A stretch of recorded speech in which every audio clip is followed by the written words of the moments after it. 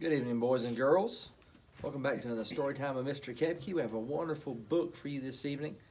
It's entitled The New Friend by Holly Hobbie. It's a wonderful book. It's going to teach you a great life lesson. And you'll see several lessons within this book. Sit back, relax, and enjoy a restful evening. I hope you have a wonderful night's sleep tonight. But I hope that you can enjoy this book before you go to bed. On a sunny day in October, Opal came to Woodcock Pocket for a visit, and she brought along her new friend, Daphne.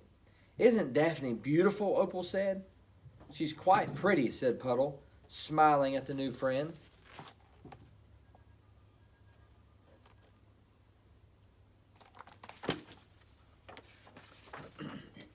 Daphne did perfect cartwheels. She could stand on her head perfectly. She could do a backflip. "You certainly are talented," Toot told her. "I'll never be that good at gymnastics," said Opal. "No one jumps rope better than Daphne," said Opal. "Faster!" cried Daphne. "Faster!" So this new friend has a lot of amazing talents. "What shall we do for fun tonight?" Puddle asked. "I know," Toot said. "Let's see who can stand on one leg the longest. 1, 2, 3, go!" Daphne cried excitedly. Toot wobbled and soon tipped over. Opal plunked flat on her bottom. Finally, Puddle lost his balance too.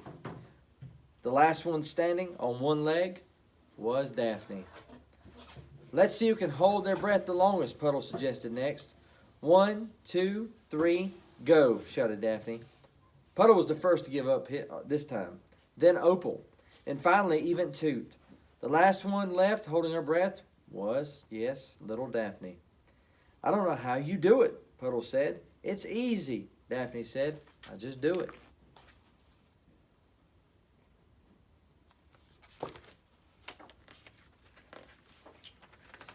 For the evening's entertainment, Opal performed bird songs. She imitated an owl and a crow and a duck. "Hoo, hoo!" she went. "Caw, caw!" "Quack, quack!" Toot and Puddle clapped and whistled. "Can you do the nightingale?" Daphne asked. "That's my favorite." But Opal didn't even know the nightingale song. When it was Daphne's turn to perform, she played a Mozart violin concerto perfectly. "That was beautiful," said Opal. "Lovely," Puddle agreed. "Delightful," Toot chimed in. "You certainly are musical." Daphne took a bow.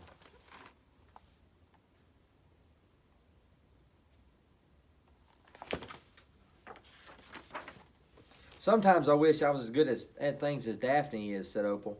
"Everyone is different. Everyone is good at different things," Puddle told her. "You're you, and Daphne is Daphne." "But she's better at everything," said Opal. How many times have you felt like that? Like other people are better than you at something?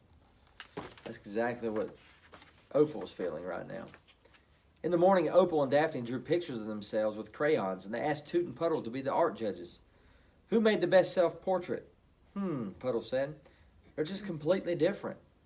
"They are," Toot agreed. "Opal's picture is more realistic, and Daphne's is less realistic." "I know," Daphne said. "I like less realistic."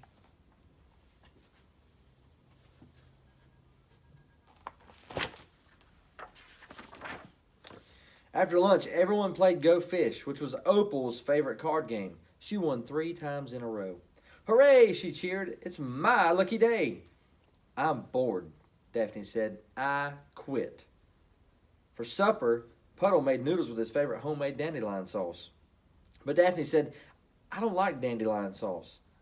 "Puddle makes the best," said Opal. "Just try one bite," Toot coaxed. "I want mine plain," Daphne insisted. You can see Daphne's not the center of attention at the moment. She doesn't like it looks like. "I think your new friend is a bit of a prima donna," Toot said. "What's a prima donna?" Opal asked. "Someone who thinks she is overly special," Puddle explained. "Like the biggest shooting star in the sky." "Well, I think Daphne is overly special," was Opal's reply.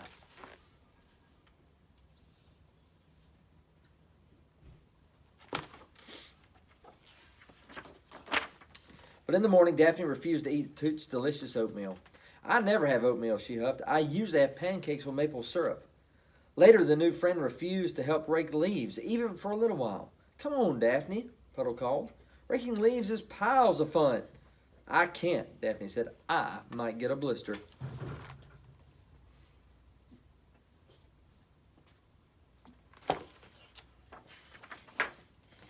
"Maybe you are a prima donna," Opal said, her pink face flusher pink. "What's that?" Daphne asked. "I've never heard of it." "It's someone who thinks she's so special she won't even help rake leaves." "Well, maybe someone just doesn't like to get blisters," Daphne said, "because they sting like mad, especially if she needs to practice violin."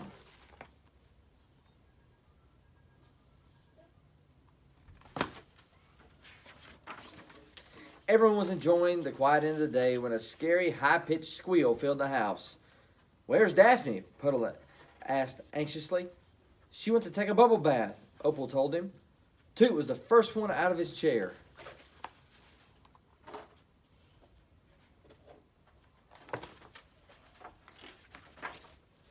"Look," Daphne cried, shivering. "A creepy crawly. Holy moly," Puddle shouted. "That's a big one." "Nothing to fear," Toot declared. "I'm scared," said Daphne in a small, shaky voice. She was on the brink of tears. "I'm really scared." But Opal seemed positively thrilled. "I'm sure this is a friendly spider, Daphne. And what a big, beautiful spider you are," she said excitedly.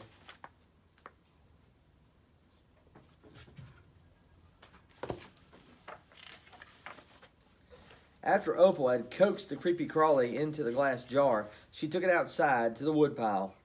"I hope you enjoy your new home, Mr. Spider. Bye-bye."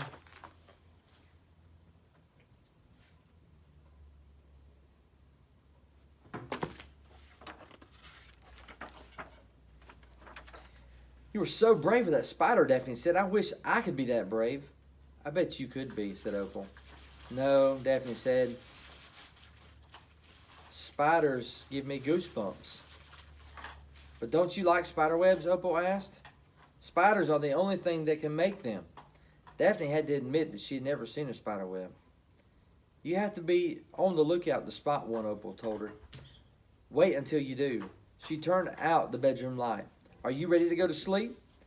"I have an idea," Daphne said. "Let's see who can fall asleep the fastest. 1, 2, 3, go."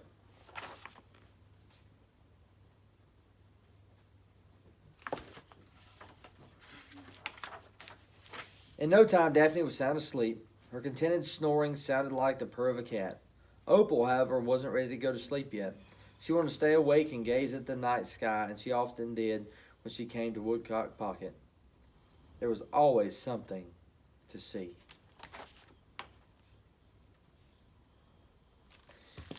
That's the end of our story tonight. One of the amazing things that we learned is that everybody is special in their own way. Many of the books that we read, this is what we see. And everybody's good at something. So appreciate you, appreciate who you are and the great things that you can do. And I want to let you know that I love you very much, and I hope you have a very, very good night.